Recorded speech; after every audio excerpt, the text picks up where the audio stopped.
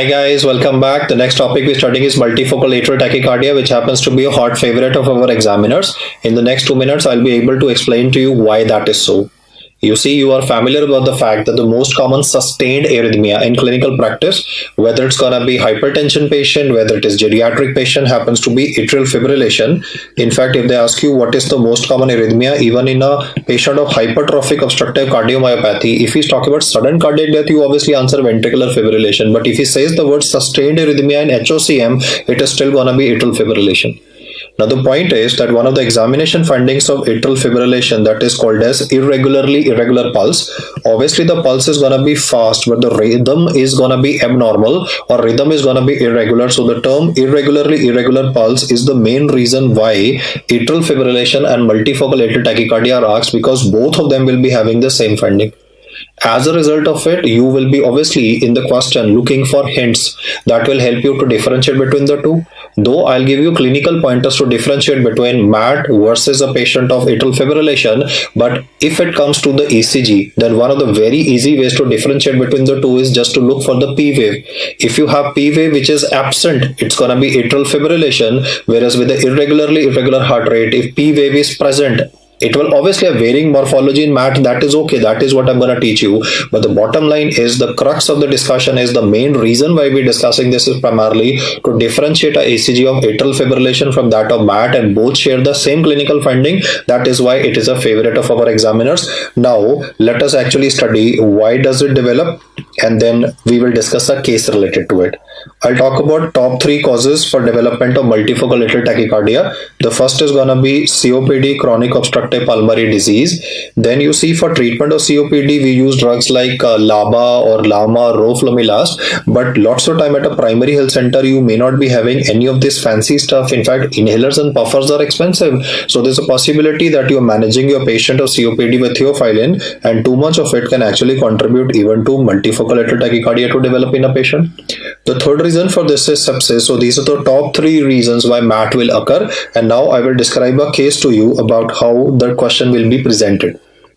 I'm describing the 65-year-old guy. He's, let me say, retired from a bank. He was a senior corporate level executive in a multinational company or in a multinational bank, and he is a smoker. He's a former smoker. He has maybe quit smoking, or he's still smoking at the moment. The point is, in smokers, obviously there's an irreversible lung damage that would contribute to COPD. And well, this gentleman has not been feeling well since morning. While he was taking a bath, he could actually feel his heart racing in his chest, that is palpitations. So like any other person, he, maybe after the bath, he told this to his wife or to his grandson that I'm not feeling well, and everybody thought that in a while the symptoms will resolve, but unfortunately the symptoms have persisted, and now he's also complaining of dizziness, and then unfortunately even became unconscious. His grandson, who was with him at that particular point of time, immediately ran, told the mother or the father of the child. They actually came in, and they found that their father was unfortunately unconscious. So they brought him to my hospital, and when I examined him, I found that his BP was very low. In the exam, he can give you a ridiculously low value, let me say 70 by 50 millimeter of mercury, or might just say the word crashing patient, unrecordable blood pressure. And if a BP is going to be that low, obviously you're going to put your hand on the pulse of the patient to get a feel of the rhythm. And that is where it will hit you that this question is dealing with either atrial fibrillation / multifocal atrial tachycardia, because this finding of irregular pulse is common between the two conditions. So I have immediately ordered a ECG in this patient. Let us now look at how the ECG of this patient will shape up and what will be the characteristic findings when a ECG of multifocal atrial tachycardia will be printed out and would be shown to you. Now, when you evaluate the ECG of the patient, the first and the foremost thing that you're supposed to do is evaluate the heart rate in lead number 2. And you should always calculate the heart rate at least 2 times to reduce any kind of calculation errors. Now, when I start counting in this particular case, let me just take up a random RR interval. You will notice that I can definitely see at least 3 large squares. In fact, if I move a little more laterally, that I'm moving or showing in dotted fashion, I can definitely count a little more than 3. In fact, it is about 3.5 large squares. And even more laterally, I can actually count only 2 large squares present. I've already told you that the formula for heart rate would be 300 divided by the RR interval. So look at the mathematical values here. It will be 300 divided by 3, 300 divided by 3.5, and then shockingly 300 divided by 2. You can very well see that the heart rate of this patient is changing. At one point of time, the heart rate was 100 beats per minute. Another time it is going to be 150 per minute. So the point is, the first and the foremost thing that you can notice is that the RR interval is not constant. Irregular heart rate has been demonstrated. Now I need to check whether I am able to see the P wave in the ECG or not. Yes, I definitely can see a wave before the QRS complex. You see, anything which is present right before the QRS complex is definitely the P wave. So P waves are definitely present in this condition. In fact, I've just marked a couple of P waves before you. But now if you look at these P waves per se, each one of them is having a different height and relatively a different breadth also. In fact, if you just focus on the height part also, now each of the P waves, because normally the height of the P wave is fixed, I have highlighted the normal height of the P wave should be less than 2.5 millimeter when it comes to the limb leads of the patient. In this case, the height of the P wave is also changing. So the second point in this case is that P wave is present and there's a varying morphology of the P waves. Another finding that I would like to highlight is that even the PR interval is not really constant. If you look at the PR interval in both the scenarios, or if you just mark out the amount of count the number of small squares for the PR interval per se, you will notice that there is a slight disparity in the actual values. In fact, you will be more comfortable when I mark out the PR interval subsequently. There's a definitive disparity between the two. So let me just jot down what are the ECG findings that would be encountered in these patients and is important for cracking the question. The first and the foremost is anyway what I've already highlighted, that the RR interval is not constant. In all the tachyarrhythmias that I've discussed with you, RR interval was always reduced, but it was uniformly reduced. Only two times that I've highlighted that it's going to be irregular, and that is what has been documented here before you.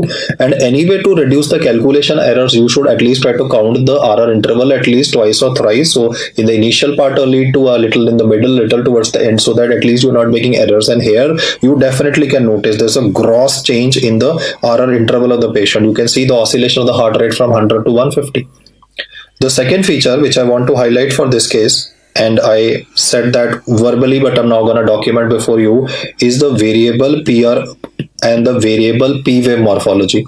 In fact, one of the most important diagnostic features of this condition is point number 2 that I'm writing. P wave will be visualized in MAT but will not be visualized in atrial fibrillation, and ideally you should be able to demonstrate at least 3 different P wave morphologies. Even if you're not able to demonstrate 3, the bottom line is still at least you can rule out atrial fibrillation by presence versus absence of a P wave, atrial fibrillation as an absence of a P wave. The third feature in this case would be PR interval and PP intervals as well. They would also not be constant, they would be variable. The last time I've explained variable PR interval is in bradyarrhythmias, right? I taught you PR interval can increase in movements 1 heart block, PR interval remains constant in movements 2 heart block, but PR interval changing in a tachyarrhythmia is what I'm saying for the first time. And lastly, I would also like to mention regarding axis calculation of this patient. Please follow this very carefully. Axis calculation is again something that you should be able to do mentally. I mean, in the exam, they will not give you luxury of a paper and a pen that you can calculate like I'm going to do at the moment. You see, you can on the x-axis represent lead 1, on the y-axis represent AVF, and then you can just put these plus signs and the minus signs respectively. In fact, you will notice that in AVF the plus sign is inferiorly located. Normally in y-axis plus is above, but in this case the plus sign is inferiorly located. Now, this is what you will do. You will count the number of small squares of R and S. You can notice that R height is lesser than the S wave, so R minus S output will be negative.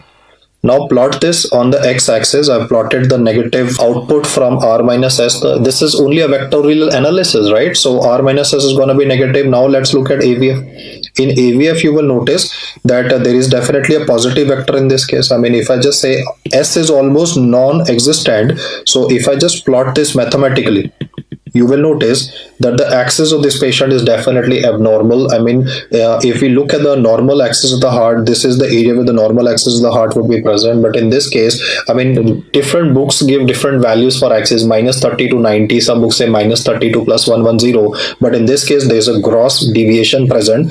The ECG of this patient is definitely showing right axis deviation. So I will just jot down this information here as well. Right axis deviation present. So let's look at the case once again. Smoker will definitely give you a hint, because in atrial fibrillation, most of the time the question will talk about an alcoholic patient. In this case, it will talk about a smoker. Both patients are having a crashing blood pressure, but the ECG will be differentiating because P waves are absent in atrial fibrillation and are definitely present in a patient who's having MAT with a varying morphology. Coming to the treatment of this patient, the first and the foremost thing I want you to remember is DC shock is not to be given for these patients.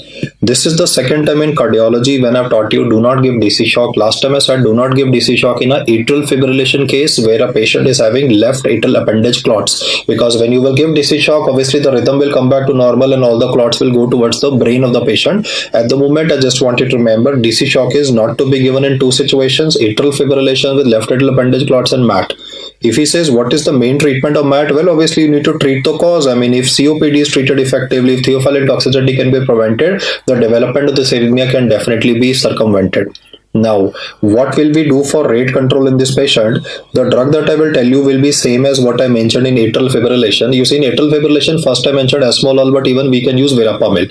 Why verapamil? Because it will increase the AV nodal block. It will reduce the conduction that is occurring by the AV node. So it will mainly reduce the ventricular rate of the patient. Because in this case, the main problem is when the heart rate will suddenly go up to 150, the heart will get less time to relax. If less will come in, less will be going out. So my objective is to put on the brake. My objective is to slam on the brakes, and therefore I can be using verapamil for this patient. In fact, if verapamil is not given in the options or is not available, obviously lots of time in government hospital setting, we can even give IV metoprolol to the patient. However, if he asks you what can be done to prevent such an episode from occurring again, then the drug of choice for prevention of this condition will be answered as oral verapamil. Last time I taught you oral verapamil was for prevention of episodes of PSVT/AV-NRT, that is AV nodal reentrant tachycardia. But I've just highlighted the drugs once again, so be very thorough with the drugs which are useful in various arrhythmias. I also want to bring to your notice ECG of MAT versus that of atrial fibrillation. Well, if you look at the RR interval in the ECG that I'm marking at the moment, there is definitely a marked change. You can see that the heart rate of the patient would be approximately 300 divided by 2, that would be 150 beats per minute, and then the number of large squares is increasing and the heart rate is stabilizing to 100. But in this condition where there's a variation in the RR interval, you cannot notice any P waves present. You can definitely notice some twitching present, but there's no appreciable P wave. Whereas in the superior diagram that I've already shown before you, you will notice a slight disparity in the RR interval of the patient. Definitely, in fact, 3 times I've shown a disparity, like 3 large squares, about 3.5, and then only 2 large squares. So there's a disparity, but then you will definitely notice a variable height of the P waves. I mean, just look at the types of P waves that I'm highlighting before you. You can see this is much smaller as compared to the 2 vertical arrows that are present. So the superior one will be called as multifocal atrial tachycardia, and the inferior one will be answered as atrial fibrillation. And there is absolutely no reason to ever confuse this with atrial flutter, because in flutter you will anyway be able to see these sawtooth waves present, which are very characteristic. And another feature why you can easily pick up sawtooth waves of atrial flutter is that you cannot appreciate any PR interval.